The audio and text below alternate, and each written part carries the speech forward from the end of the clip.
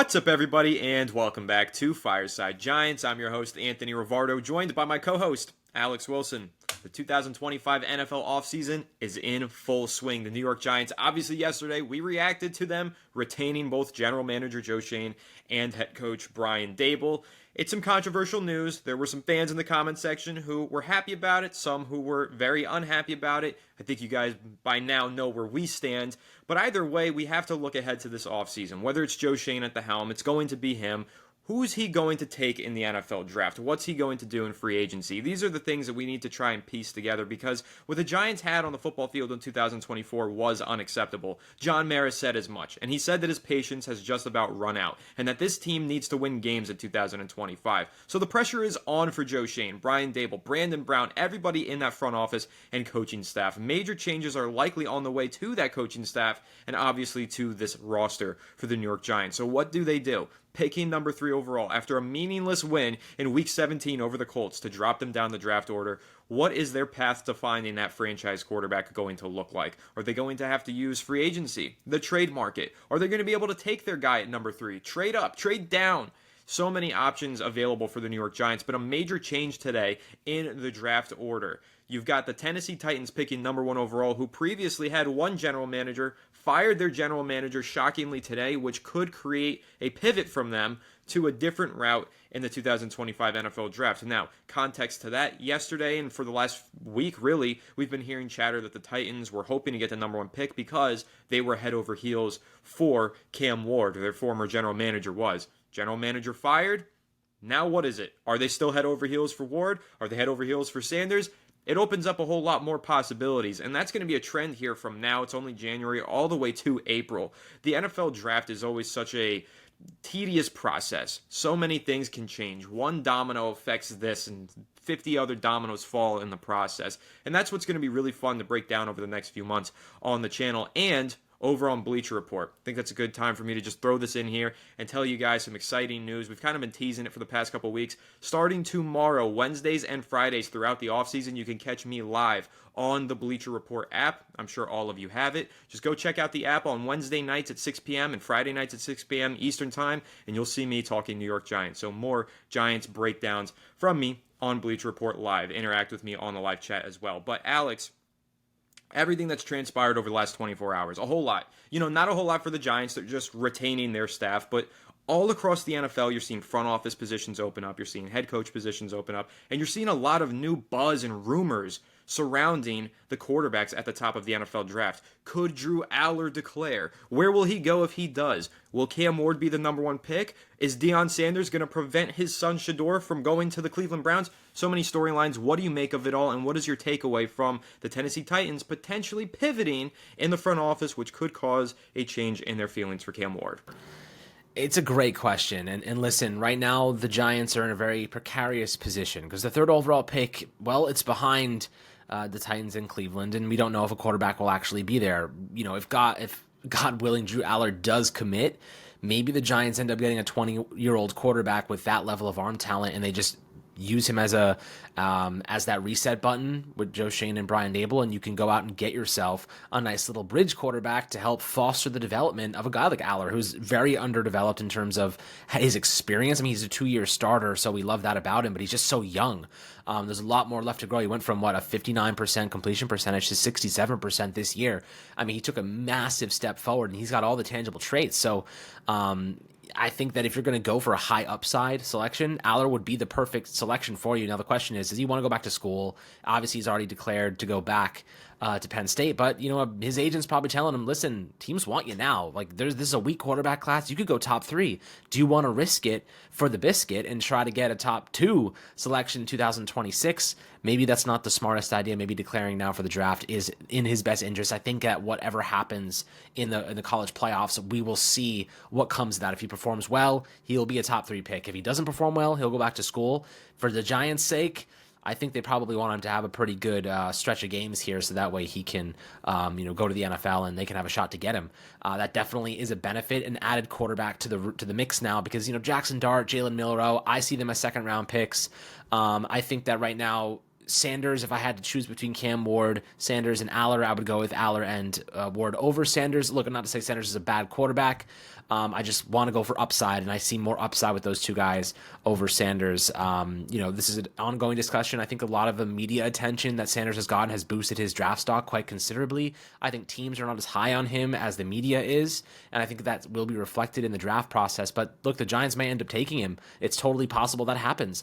And the options at third overall are very interesting. You go BPA, or you could try and wait and see if a quarterback, you're not going to be able to trade up most likely. The Browns now, with Deshaun Watson's future, is uncertain in 2025. He had a setback in his injury. The Titans, as you said, really liked Cam Ward, and now Ran Carthon is no longer the GM. So what do they do? Well, we were arguing that the Giants should have fired Joe Schoen because we wanted the new regime to have carte blanche. We wanted them to have the ability to make an objective decision on the roster, right? The Titans went on a stupid spending spree last year. They have a ton of money allocated. Whoever's taking over that job as GM is going to have a chance to get a quarterback, but also is carrying a lot of money on that roster. Tony Pollard, Chidobe Awuzie, you look at L'Jarius Sneed is on that team now or something. Like, you have tons. Calvin Ridley they spent big money on. They have so many players on that team getting big bucks. A GM going in there, I mean, I guess they kind of have to try and win soon, no? Because I don't know if they necessarily have all of the time at their disposal. But with that being said, we don't know what they're going to do. Are they going to take a quarterback? Are they going to go BPA? Are they going to trade back for a haul and try to restock? How do you perceive what the Titans do? Obviously, firing Carthon, I just don't really know what their outlook is now. I don't know what the future looks like for them. All right, so first of all, my takeaway from everything that you just said, I didn't realize you had such Titans knowledge. Like, you just broke down that team pretty well. I didn't realize you were following Tennessee so closely. Now, the second thing that I'll say is you kind of mentioned they have to win now at some point, right? Like, they have a roster. They spent a bunch of money to try and build this roster out, refortify or fortify their offensive and defensive lineup. Their starting lineup got some pieces. You mentioned Pollard, you mentioned Ridley, you mentioned Snead. Like, they've got some pieces. Maybe they do want to win now. And if that is the case, you could see a path here where this new GM steps in, looks at this roster and says, this is a team that can either be transformed overnight by a rookie quarterback, or he might look at it as, this team can win now if we get a veteran quarterback to step in immediately. And that could open up a wide array of possibilities for the Titans, which then opens up an array of possibilities for the NFL draft and the New York Giants. So, two trains of thought here. If the Titans are looking at this roster as, we're a rookie quarterback away, they're going to take probably Cam Ward, best player available or at the quarterback position in the draft, and they're just going to call it a day. However, if the new GM takes a look at this roster and says, I don't think a rookie can necessarily succeed in this situation. However, we do have some pieces that a veteran could maximize. Let's go out there and sign the best veteran quarterback in the free agency market, whether that be a Russell Wilson, a Justin Fields, a trade for a Kirk Cousins, whoever it could end up being. The Titans might look at this roster as being perfectly situated for a veteran quarterback. And if that's the case, maybe they look at this as a situation where they say, hey, we're going to go ahead, maybe it's Geno Smith. There's been some chatter he could be on the trade block. Let's go ahead and trade for a quarterback. Bring that guy in, and with the number one overall pick, we can either take Travis Hunter and build a really solid lineup, or trade down and build out for the future and hopefully try to take a quarterback in 2026. That's a possibility for the Titans, and if that's the case, then you're talking about potentially not a quarterback going first overall, and then the Giants picking between Cam Ward and Shedeur Sanders. So I think that's important to highlight that what-if scenario, because when you're looking at it from the Giants' perspective, well, a lot of fans were really upset. We're not picking number one overall anymore. We're not able to just take the guy that we want. We have to hope that something breaks our way in order to get the quarterback that we desire, or we have to trade up and mortgage our future to get that quarterback. But now, with the Titans making this GM change, it just could potentially change their outlook for the offseason, change the way they operate, and prompt them to go with a veteran quarterback and pass on a quarterback at the top of this draft class. Because there are going to be teams around the NFL, Alex, who feel like, yes, I have to take a quarterback in this draft class. My back is against the wall. Let's go ahead and take one. But there's going to be other teams who feel like, well, this is a weak quarterback draft class. The outlook on the 2026 quarterback class is better. I'm going to wait a year. I'm going to get the best veteran in here that I can. I'm going to try and win about 5 games next year, and then I'm going to take a quarterback in 2026. There are going to be teams who see it that way. Now we need to figure out the new GM for the Titans. Which way do they see it? Do they see it as a team that's going to take a veteran and play him for 2026? and take the best player available at number 1 overall, probably Travis Hunter? Or do they look at this as, hey, I've got a roster with a few pieces, let's get that rookie in place and build around him? That's what we got to figure out, and that's what the Titans are going to be figuring out, and as a result, the Giants are going to have to react to it. Whatever the Titans end up doing is going to directly affect what the New York Giants plan on doing with the number 3 overall pick in the 2025 NFL Draft. That is why the number 1 pick is so valuable. That is why the Giants winning that game over the Colts is so detrimental to their draft plans. However, as you mentioned, if Aller does declare, the Giants then have far more opportunity. And it's not really a matter of, do I think that Drew Aller is worth a top 3 pick? Do I think that Drew Aller is going to be a superstar? It's more so the fact that if he declares, it just means more options for the Giants. And that's what they need, is options. When you don't control your fate of destiny, right? When you have the number 3 pick and not the number 1 pick, you want as many options available to you as possible. If the Giants had the number 1 pick, I wouldn't care whether or not, this guy declares or that guy declares. I'm just going to say, hey, Giants are going to take the best player available to them at number 1 at the quarterback position. But now that they don't have the number 1 pick, we need options. And that's why I'm hoping this Thursday, Penn State, Drew Aller, go out there, play the best ball of your life, and give the Giants another option. Decide, you know what, I don't want to go back to school. Some team called me and said I'll be a top 5 pick. The Giants called me and said I'd be a top 5 pick. I'm declaring for the draft. That's what Giants fans should be hoping to see happen.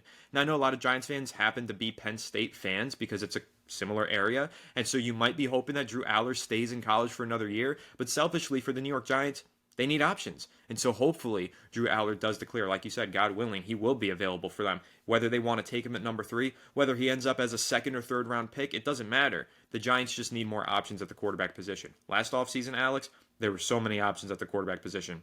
They passed over all of them, and I'm going to actually bring up another name here that I think is pretty interesting. So last week we talked about the possibility of the Giants trading for J.J. McCarthy. The Vikings are going to stick with Sam Darnold. That seems to be the case. Could McCarthy shake free? Could he be on the trade block? I don't want to talk about him. I want to talk about a different quarterback that the Giants passed over in the 2024 NFL Draft and get your take on it. Joe Milton. Okay, quarterback for the New England Patriots. They selected him in the 6th round, kind of to hedge their bet on the draft pick of Drake May at number 3, right? They have May, and he's going to be their franchise quarterback. But Joe Milton, man, did he look good in Week 18 versus the Buffalo Bills backups. Clarifying it was the backups. Bills were resting their starters, but he put on film, I think, some traits that translate no matter who you're playing, just in terms of arm strength, athleticism, escapability in the pocket. Kid's got some unteachable tools and traits. He does. Could he end up on the trade block? Because the Patriots are obviously going to move forward. Drake May is their franchise quarterback. They only burnt a 6th round pick, though, on Milton. If they could flip a former 6th into a potential 4th round pick, they might be enticed to do that. Could the Giants, though, be enticed to trade that 4th round pick? What do you think about potentially exploring a trade for Joe Milton? I mean, if you watched the game last week, you saw a player with, he had the highest velocity at the combine. This dude has a freaking cannon attached to his arm, and his pocket mobility looked legit. This is kind of I'll take a page out of your book, Anthony. This is why you take darts in the 5th or 6th rounds on quarterbacks, because you just never know. This guy was a freak athlete. Maybe just a couple of developmental years or even a year could see him spark into a much better player at the NFL level. I mean, clearly he looked the part this past week against the Bills backups, and I'll make that first and foremost. But I don't see him as a viable solution, but I see him as an intriguing option that could be something one day. I see him as like a dart, you never know. In the right system, he could thrive. I mean, this guy has a legitimate talent, and he has an elite trait. And his elite trait is that he throws the ball harder than pretty much anyone in the NFL. Like, that's his elite trait. If he needs to get the ball there in a hurry, he can do that. And he's got some good pocket mobility, and he can run. He's a big guy. He has a kind of like, you watch him play, he kind of has the frame of Cam Newton. If you just look at him like from a size perspective, the dreads obviously make him look super cool too. So like, this is a player that I think, the Giants should have taken a shot on, because why the hell not? But, end of the day, I think that he does.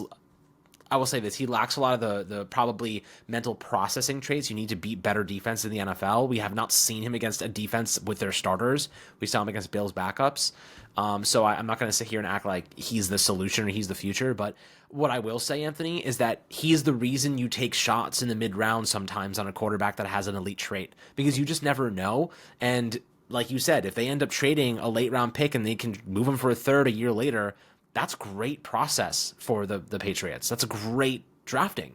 You can turn in 1 year, you can turn a fifth or sixth rounder into a third rounder. I say that's a pretty damn good value grab. So, I mean, how many times have we traded players for pennies on the dollar that, Azeez Ojulari was going to go for like a sixth round pick and, he was a second round pick previously. Why not try to flip that? So I wonder if the Giants would consider something like that, adding another quarterback to the room as an insurance policy, another competitor in that group. But I doubt it. I think they're going to take one in this draft. They want the full years of control. They want the fifth-year option. So that's kind of how I visualize Joe Milton. But, as a football fan, I thought it was really fun to watch him play. And I think that it is worthwhile taking shots in some of those rounds on guys that have an elite trait like he does. It was fun, and it really does tie in, like you said, to the argument that I've been making for weeks now. The Giants, over the last 6 years, haven't thrown a single dart at the board at the quarterback position. That's why they're in this mess. Imagine if they just at least burn a sixth-round pick. I mean, let's be honest. Would we miss Darius Masua? Like, really? Would that have been a huge loss? I'd rather have Joe Milton. I know Joe Milton's probably not panning out and becoming a franchise quarterback, but it's the most important position in football, and the Giants would at least have a young talent with some upside if they drafted a Joe Milton rather than a special teams linebacker in Darius Masua. So that is why I'm so critical of general manager Joe Schoen and why I was so critical of general manager Dave Gettleman.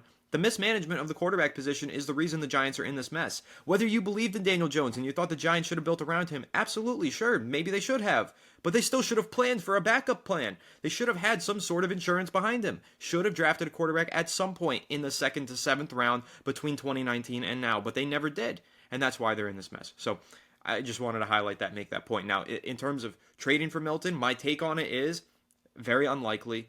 Probably wouldn't do it. A 4th-round pick for a player who's already lost a year off his rookie contract and is just an extreme wild card. You might as well just throw a 4th-round pick on your own rookie quarterback in this upcoming draft class. That would be my argument for it, because then you get the 4-year contract rather than 3 years on a deal for a player who was just coached by a poorly coached New England Patriots team. So that would be my take on that. However, the Giants might have a different take. Maybe they do want to throw some darts on the board for some guys who have already been in the NFL. McCarthy's an option, as we've mentioned. Milton is now an option, as we mentioned. But you know what, Alex? So are a lot of other veteran quarterbacks for the Giants, and I'm curious to know what you think about this. Obviously, I've made this argument before. Giants should get a bridge quarterback no matter what and still draft a quarterback. So even if they go spend big and they get Sam Darnold in free agency, they're not going to. But if they get a Russell Wilson, Justin Fields, doesn't matter who it is. If they spend up at the quarterback position, I think they should still draft a quarterback in the 1st round.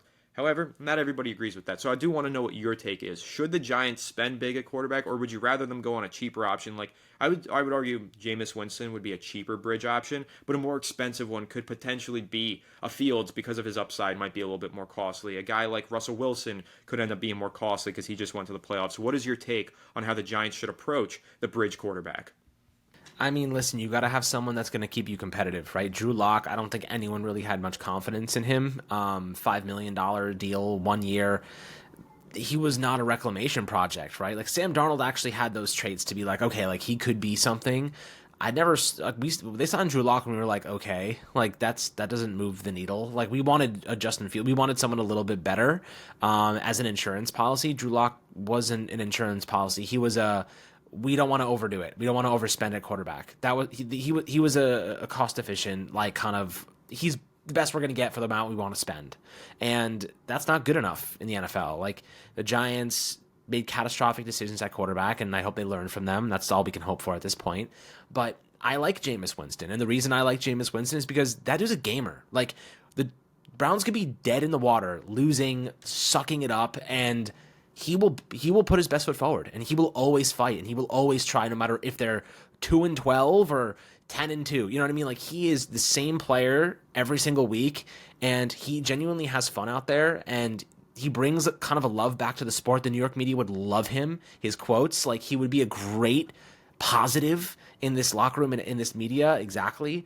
And I think that when you look at Jameis Winston, he's a great mentor to have from a football perspective, right? He stays to his grind, he puts the work in, he always puts full effort.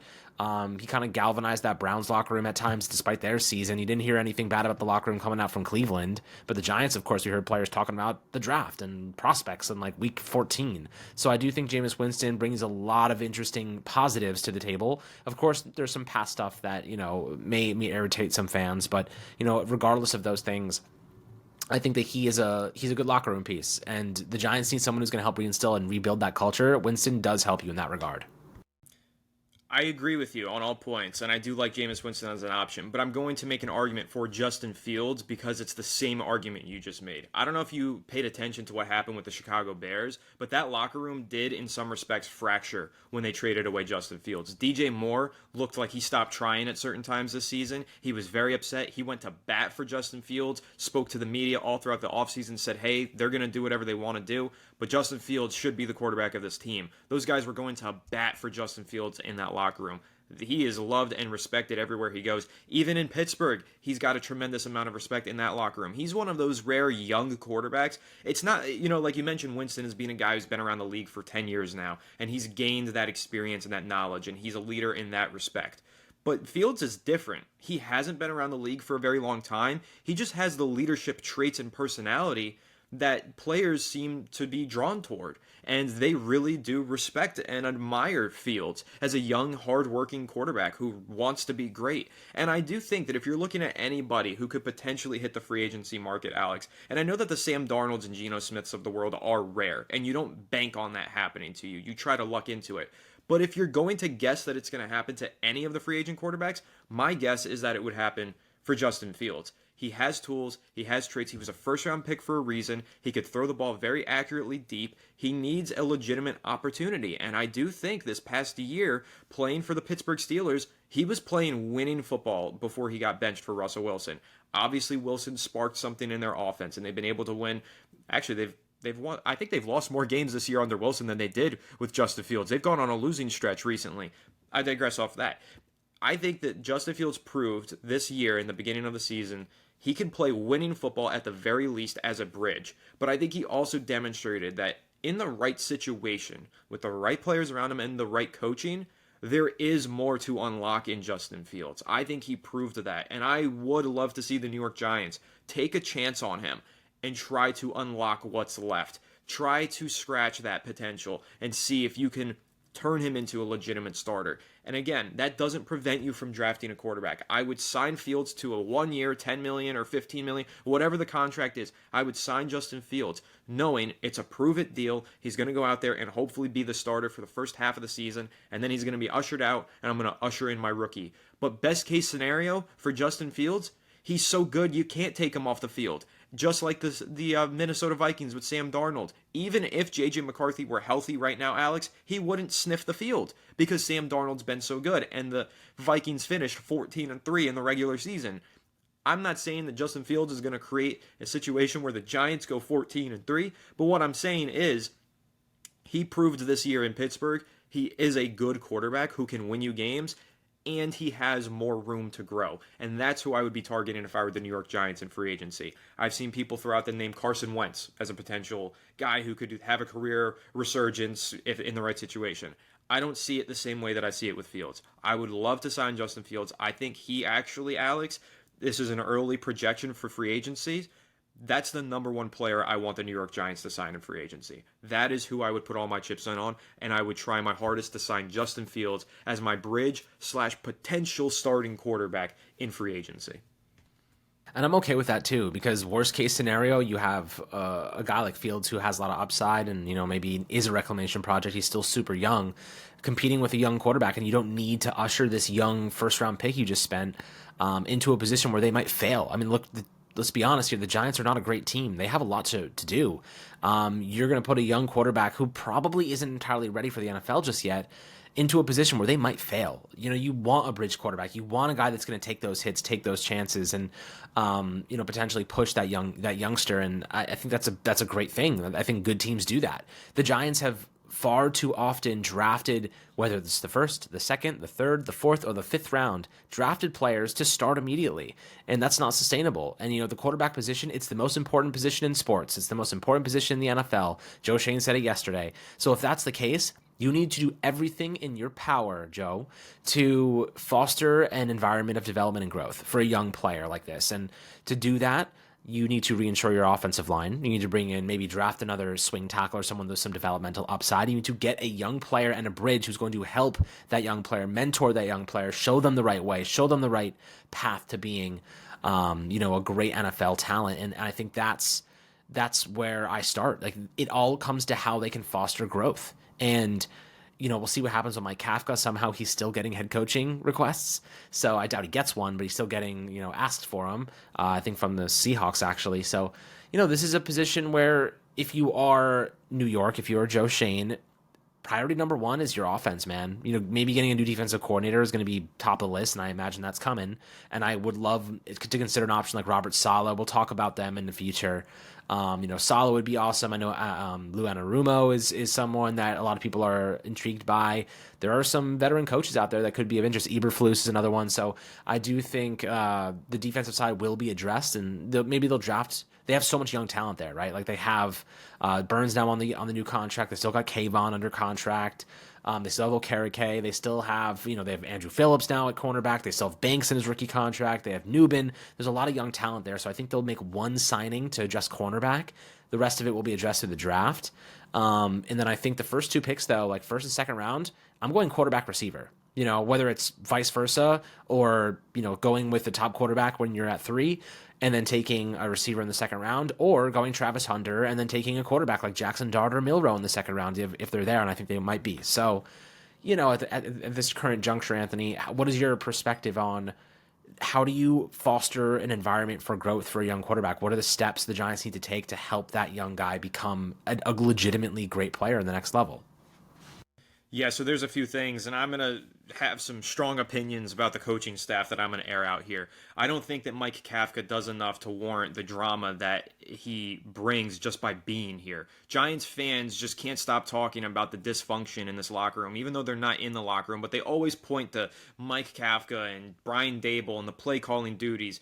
I think it's best for both parties to just move on. It seems like Kafka has wanted to leave since last year. He's taken a lot of head coaching interviews. He's taken a lot of offensive coordinator interviews. The Giants came up with a solution. They made him an assistant head coach, gave him a raise, and brought him back under contract, basically preventing him from having a greater opportunity elsewhere. I don't think that's going to happen this offseason. I think they're going to grant permission to Kafka to once again explore offensive coordinator jobs and take one, because I think they need to reboot the entire offense. The last 2 years, this offense has been broken. Whether you're placing blame on Dable, which he deserves a lot of it, or you're placing blame on Kafka, they both deserve blame, and it's best for both parties to just move on and bring in somebody new as the OC. And Alex, plainly, get Shea Tierney out of here. The quarterbacks have been terrible under the New York Giants with Shea Tierney. And if you read about the 2022 season, I read an article, Alex, that was so eye-opening. It wasn't an article about Shea Tierney, but it was an article about Davis Webb. Third-string quarterback for the New York Giants in 2022 is now the quarterback's coach for the Denver Broncos, and Bo Nix. He's a tremendous talent as a coach. He got his start because Brian Dable told him, I want you to take on a coaching role. We're going to sign you as QB3, and I'm going to make you a coach in that room. And so Davis Webb took on a coaching role, and I read this article, Alex, where it was basically detailing this one time where Shea Tierney was trying to explain a concept and a drill to Tyrod Taylor, Daniel Jones, and Davis Webb. And all he was getting in that quarterback room was blank stares. That's what the article said, quote, blank stares. Until Davis Webb spoke up, gave a piece of advice, and then they all got it. He was the guy who made it all click and who made Daniel Jones understand, oh, that's what I do in that situation. And I think that's why Daniel Jones played that well in 2022. I think the loss of Davis Webb is the hidden loss that really hurt the New York Giants over the last 2 years and their quarterback room and their offense. So what I would do, if I were running the show here for the New York Giants, and I'm not, but I wish I were, I would move on from Kafka, and I would hire Davis Webb as my offensive coordinator. Davis Webb loves Brian Dable. Brian Dable loves Davis Webb. When Davis Webb was here, New York Giants quarterbacks played significantly better than they have without him. Bring him back here. Let him coach these quarterbacks. Let him coach the offense as well in tandem with Dable. They can have a collaborative process on the play calling duties. And I know it's going to be difficult to lure him from Denver as the quarterbacks coach there, but if you're making him the offensive coordinator / play caller, that might be too good of an offer for him to refuse. That might be the Godfather offer for Davis Webb, especially under a coach that he admires and respects in Dable. Go get Davis Webb back in this building. make him the OC, and try and build the offense from there. That is step one towards fostering this environment for a rookie quarterback, as you mentioned. Fix the coaching staff. Bring in a guy that you're comfortable with that you know can help develop quarterbacks. To me, that's Davis Webb. There's other names that you guys can float out there, and I'd be open to any of them. Just get rid of what the Giants currently have. Get rid of this OC quarterback coach pairing that they currently have, because they have done jack shit for Daniel Jones, Drew Lock, Tommy DeVito, and Tim Boyle. I know none of those guys were necessarily good, but they also regressed in every single possible way under Kafka, Tierney, and obviously Dable as well. So bring in a new OC, a new quarterbacks coach, and then step two, build the roster around that quarterback. Make it quarterback friendly. Get another receiver. Neighbors is a special talent, but Neighbors and Darius Slayton, we know what Slayton is. Shoot for the stars, man. Get a legitimate WR2. Also bring in some more offensive line help and offensive line depth. Please add some depth to this goddamn unit, because every time we have an injury, the whole thing falls apart and our offense sinks to the bottom of the league. Add some depth to the offensive line. Bring in another playmaker, and please, God, fix the coaching staff on the offensive side of the ball. That's how you create an environment that can foster success for a rookie quarterback. Yeah, we'll see what the Giants do, man. I think that's how you do it. That's how you get it done. And this is going to be step number one in saving Joe Schoen and Brian Dable's jobs is, finding a quarterback. And like, look, they talk about finding the future quarterback. That's what John Mara said. We got to find the future quarterback. The future quarterback isn't going to be most likely a reclamation project, because you have to spend. Like, if you go and, let's say, sign Justin Fields to a $10 million deal, right? And he performs well and you want to extend him. It's going to cost you, for a guy like that, $20 million, $25 million per season. And the Giants don't have the cap space. Their whole cap structure, Ryan, Anthony, sorry, too much Yankees content today. Anthony, the most important structure of this is that you need the rookie contract. You need those 5 years. The Giants have structured their cap so that it is built around a rookie contract. They can't afford to drop $25 million a year on a quarterback and then also continue adding pieces. They have to go out there and draft a quarterback, fill that, it has to be a cost-controlled piece, and it has to be 5 years of cost-controlled play. And then you build and structure your plan financially and your free agency plan around that. So I don't see this reclamation project as a long-term solution for the Giants. I see it as a bridge. It should be a one-year bridge, and that is all. So yeah, the Giants are going to draft a quarterback this year. I just don't know for the life of me who it's going to be. Because if Cam Ward goes top 2, which he probably will, you end up with Sanders or any of the other options. Hopefully Drew Allard commits. So like right now, I just have no idea, man. I have no idea. Eventually we'll start to hear some more nuggets from like actual NFL sources and not media stuff, because right now the media is, it's all over the place. People are just all over the place in their evaluations, all over the place with what they think is going to happen. A lot has to shake out first. A lot has to shake free. So at least for now, Anthony, it's all up in the air. Like nobody really knows what's going to happen. So the Giants are truly in kind of no man's land for now, but there's plenty of time for them to figure out where they're going to go and what direction they're going to go in. I mean, Joe Schoen said it best. They've already done a tremendous amount of research into the quarterbacks available. So they're going to be ready when the time comes to choose the guy they feel like they have the most conviction in, assuming that guy is actually on the board. Absolutely. Let's get that guy who's on the board, and let's get this quarterback in place, and let's fix the New York Giants. I'm totally with you. I mean, listen, you said it. It's step one towards fixing the New York Giants for Joe Schoen and Brian Dable. Step one towards saving their jobs. And listen, this is going to be one crucial offseason. So much to break down and so many exciting storylines to follow, whether we're talking about a Justin Fields or a Davis Webb or even the lesser-known signings that the Giants are inevitably going to make. One thing that I wanted to detail, Alex, real quickly before we wrap this up, Tommy DeVito is actually technically on the roster in 2025. We've been saying that the Giants don't have any quarterbacks under contract for 2025. Joe Schoen actually clarified that he is a free agent, DeVito, but he's an exclusive rights free agent, and he does plan on exercising the right to re-sign Tommy DeVito. So he will be on the roster for the start of 2025. Obviously, whether or not he makes the final cut, we'll see, but they do technically have a quarterback. So, DeVito fans, let's have some cutlets tonight. We can be happy about that. But outside of that, it's going to be one fun offseason. It's only January, and man, by the time we get to March, it's going to be mayhem for the New York Giants with the free agent signings and the trades and all of that. So I just can't wait, Alex. It's going to be such a fun offseason. So guys, make sure that you stay tuned, not only to Fireside Giants, but also now to the Bleacher Report app every Wednesday and Friday at 6 p.m. Eastern, so you can see my handsome face and beautiful mustache live on the app, chatting about the Giants with the live chat. So can't wait for it, guys. Make sure to leave a like if you enjoyed this episode. Subscribe to the channel if you're new. Ring the bell so you don't miss an episode, and comment your thoughts down below in the comment section. If you're listening on Apple or Spotify, make sure to leave us a 5-star review, and go ahead and follow us on all of our social media channels at Fireside Giants. Without further ado, catch you all on the next one. Have a good one, and let's go Giants.